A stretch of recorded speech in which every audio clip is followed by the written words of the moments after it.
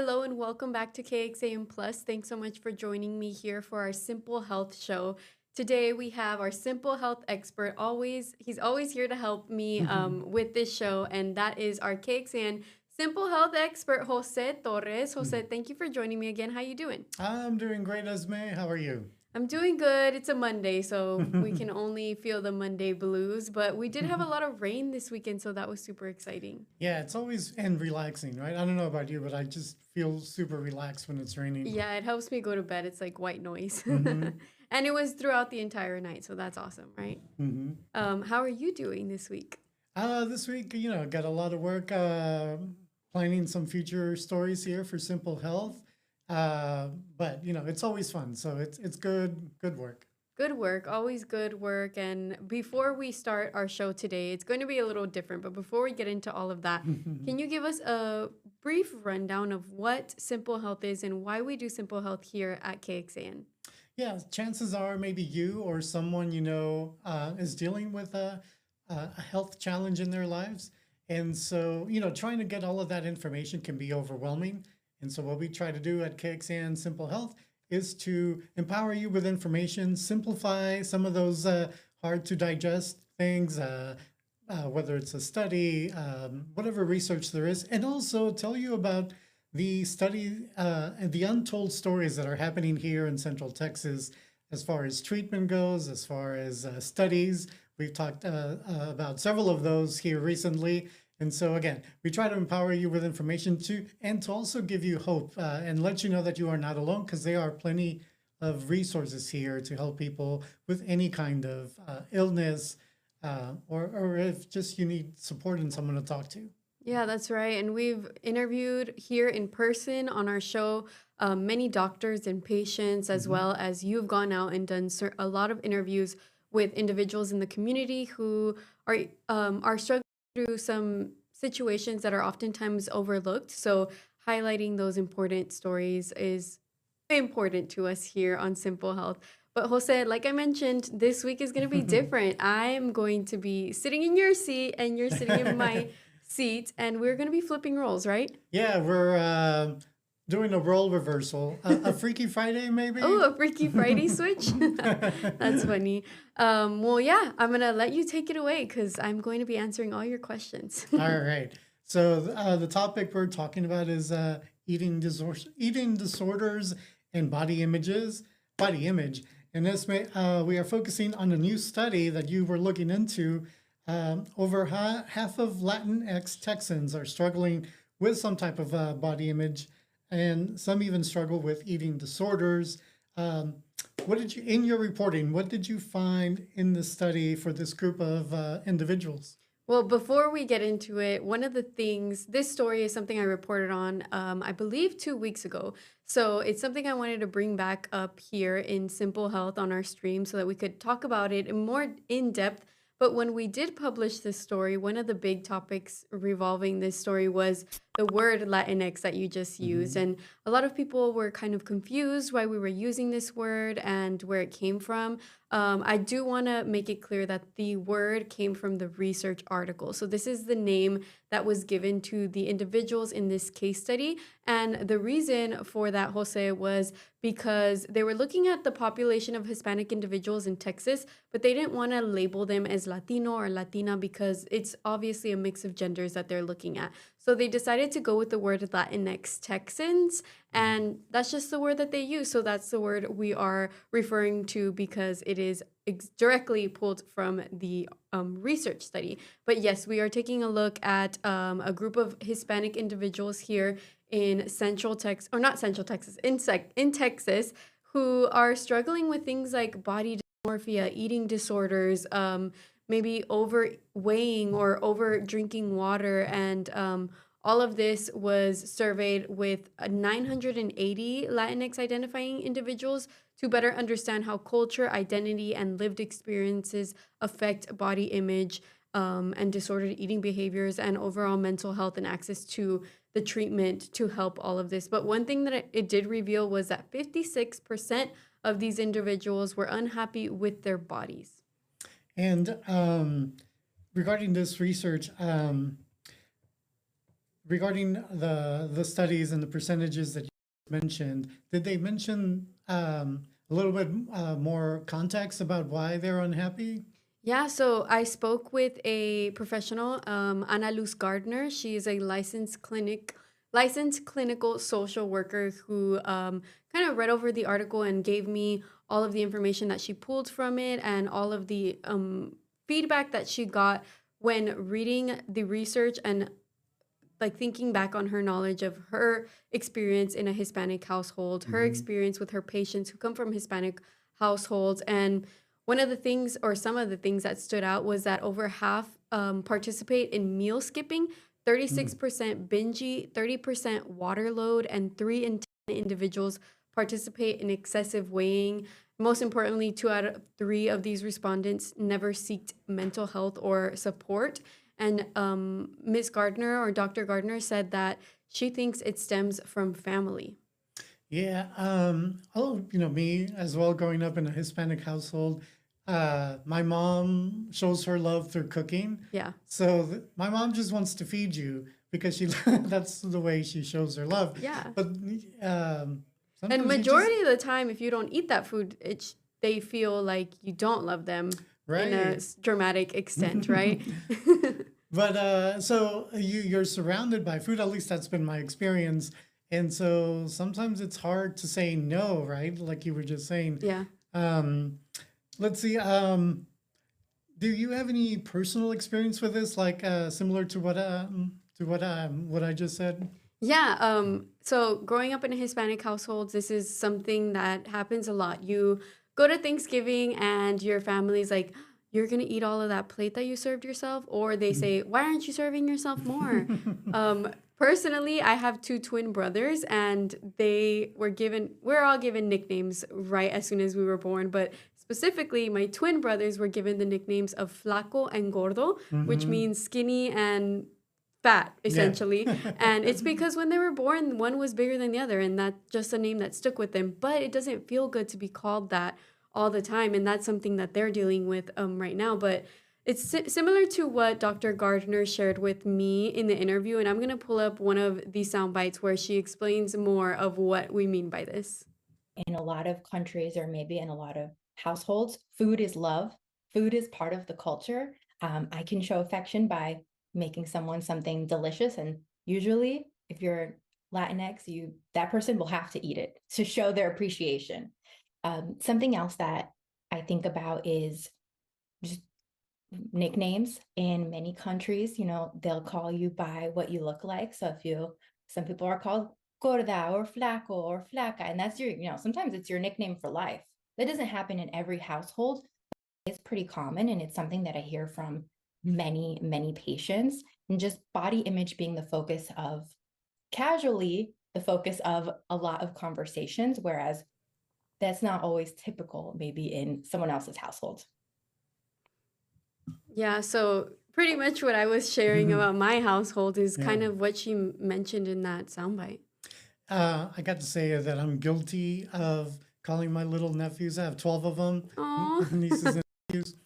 But I say gordis. I think in the Latin community, at least from my experience, gordis or gordo is a term of endearment, hmm, and even if they grow, they continue as they grow up, and they're not fat and they're healthy, but that term of endearment, from my part, I still call them one of my nephews, little gordo, or some friends I do call them gordis, but it's meant out of love. But realizing though that can leave a mark in your mental state if you're dealing with eating disorders or body image.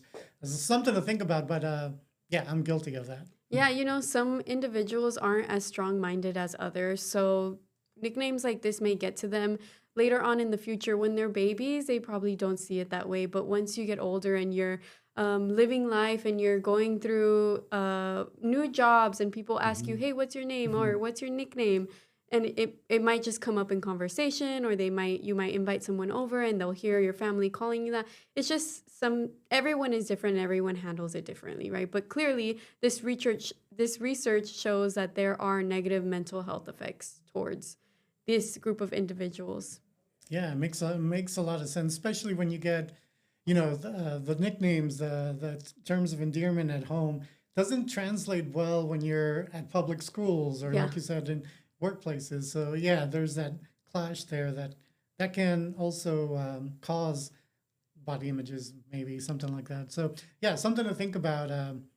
At least for me, calling my little nieces and nephews gordos or gordis. Me too, my brothers. Same thing.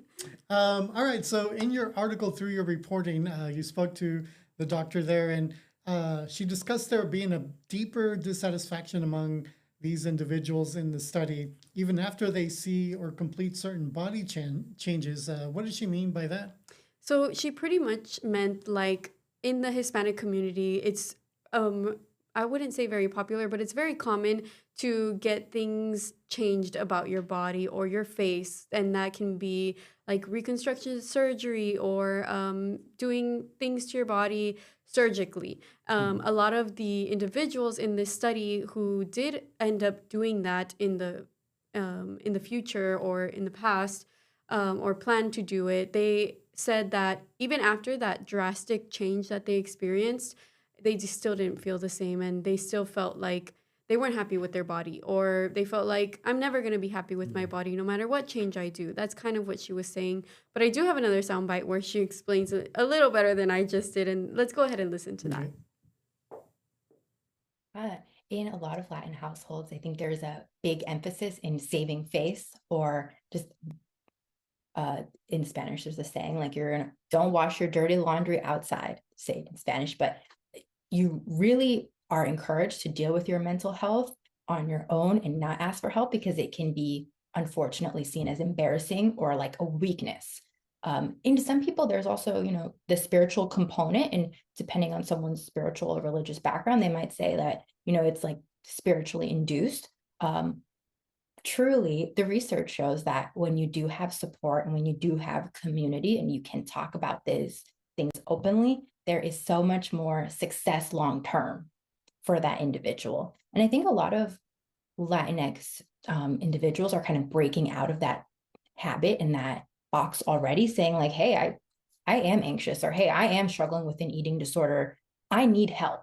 But it is that first step of being that change agent within your family, within your community, and looking for resources, talking about what is appropriate, what conversations are helpful, what conversations are harmful. And I think the first step would be education, that there is so much mental health, in the world, but in these Latin communities, we deserve to get help. We deserve, our community and our people deserve, the best versions of ourselves. And sometimes that comes with going to therapy, asking for help, and being honest. Well, that was not the soundbite that I meant I meant to play. We are having some technical issues and it's not there, but that was the next soundbite of the next topic we were going to talk about, and that is um, about the group of people that don't go and seek that help or maybe don't have access to that help. And there are many reasons for it, but I think one of the things that we talk about here at Simple Health is that community it plays a big role in adapting to a certain lifestyle because of a health challenge or just for that need of support. I like to say that community keeps the heart beating because we are not meant here to be alone. So finding a support group leaning into that community uh, is hard in the beginning, but once you're in there, it's going to make a world of difference. Yeah, especially if you're away from family. I think having or building that community wherever you are, finding the people that you connect with is really what helps you and like you said keeps the heart beating Hmm. because it's you need that community to stay alive and to stay positive and to stay happy and healthy. In the research that we went over, 63% of those with negative mental health were not seeing a provider. 47% said it was important for their provider to be part of the Latino community, and 25% had been discouraged from seeking care due to the lack of culturally aligned providers. But there's also a big chunk of individuals who fear going to get that mental health help because they feel like they're going to be seen negatively from their family, from their peers, from their brothers and sisters, from their cousins, because in that Latin household, there's a stigma around mental Hmm. health. There's like a fear of judgment from your providers or your family. So that's also a hurdle that a lot of these folks are dealing with every day. It's that stigma that you mentioned. It's like you're weak to go and seek help, and so that's not the case. You're actually strong to admit that you want to better yourself, Yeah. or address whatever you need to address. And you are also coming from a Hispanic household. Hmm. Is that something that you have noticed growing up with your family, like the response from mental health?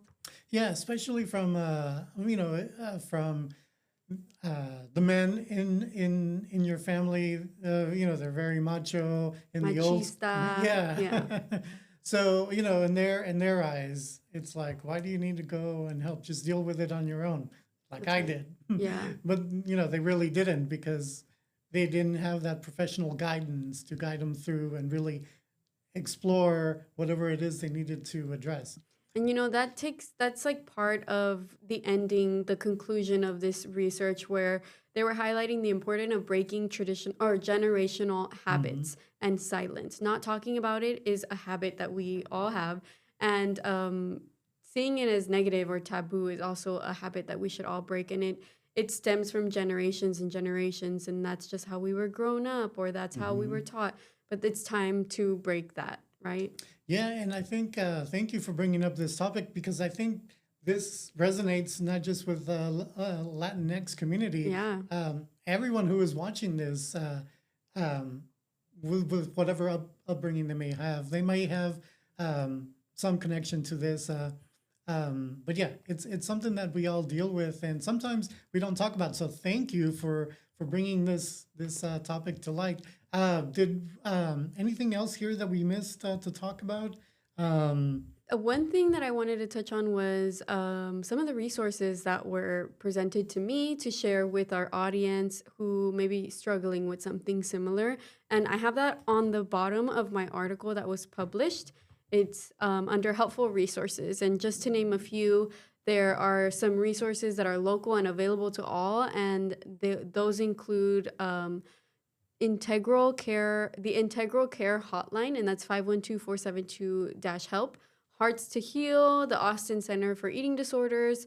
But the full list, again, is here on our website with each link to every resource, as well as the full phone number here for that mental health crisis support line.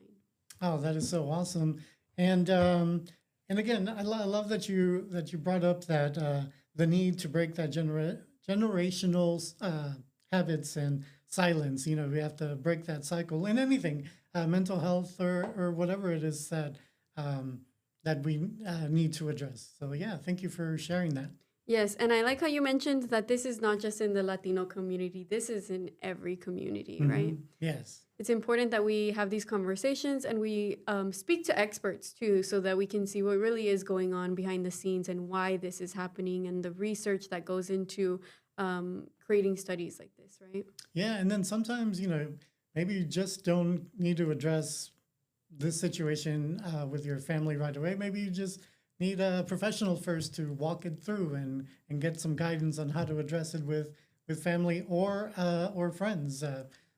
So thank you for finding those resources. That's going to be very helpful. And it's also kind of like a push if you feel like you fall under this category Hmm. and have been afraid to seek help from a mental health provider. Always remember there are people that don't know you and won't judge you. So don't be afraid to do it, right? Yeah, that's important to know too. Hmm. Well, I think this is all I have for my story. Jose, is there anything you want to share, preview, maybe something that you're working on? I'm working on Medicare, and it's the enrollment period right now. It lasts for like 4 or 6 weeks, and there's things going on in Washington, and so I want to bring in an expert to help us uh, simplify that for people, whether it's your first time enrolling in Medicare, or maybe you already are under a Medicare program and you need help because you have to change plans every year. You don't have to change plans, but you have to re-enroll every year, and then sometimes they're a little different from the year before. Requirements change. Yeah. Yeah, so it's good to just get a refresher course, or maybe if your parent is about to hit that requirement age. It's a good case study to lean into because yeah, eventually we're all gonna have to need it, or our parents are gonna have to need it soon. Yeah, that's right. Well, we're excited for that story to come out and for us to talk about it here on Simple so we can break it down even more. But like I mentioned, that story that I wrote on eating disorders is on our website, KXAN.com. You can find it under the Simple Health tab. You can also find the interviews and this recording or this show as well after this stream is over. But thank you for joining me, Jose, and taking the reins on this stream this week. I know it's a little different, but I always want to try something new. Yeah, I enjoyed it. Oh, wait. Oh. All right. It's time for an update. It's time for accountability time. How's your running? You know, I am not friends with running right now because I went running right after you asked me the last time, and I was wearing my favorite bracelet and I lost it. Running? And I believe it was running. Aw. But Well, now I guess I'm going to have to go back and search for it. Yeah, I was going to say, now you have to go back and run to find And it. search it for it and learn not to wear jewelry while I run anymore. I didn't know I had to do that, but I'm still doing it, Jose. I still got it. Okay, good. What about you? Well, I'm recovering from a groin injury, but I'm running a few miles here and there. But eventually I want to hopefully do the half marathon in January or February, one of those two. Ooh, So it's we'll coming see. up. Yeah, it's coming And up. it's going to be cold. But you're running and then you're sweating, and so then your body gets too hot. So it'll be fine. Well, maybe I'll join you. Okay, we have it on video. Maybe I'll join you. Well, thank you for joining me, Jose. We'll see you next week. Alrighty.